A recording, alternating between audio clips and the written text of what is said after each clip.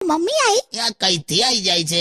તું અહીંયા છે, હું અહીંયા છું, ચાવી આપણી પાસે છે, તા ઘૂસે છે ક્યાંથી? અરે આપણા ઘરની ચાવી છે એની પાસે, હવે હું આપી રાખું છું એને એક ચાવી. ઓકે, મને એ જ થયું કે આ બારીમાંથી તો ઘૂસી શકે એવું શરીર છે નહીં, કમ્પાઉન્ડના ગેટમાં ફસાઈ જાય ઘણી વાર. બસ હવે. હવે જોજે, સીધી રસોડામાં જશે ને ડબ્બા સાફ. મારી મમ્મી છે, એને જે કરવું હોય કરે. ઓકે, પણ યાર પાવડો લઈને આઈસ્ક્રીમ ખાવા બેસે છે. બહુ થયું હવે. કાકા શું બોલો છો લા? એ છે ને એ બટકી છે ને આમ ગમે તે કઈ આમ સેટ જ થઈ જાય. શું બટકી? તે બટકી નહીં, આવડી અમતી છે.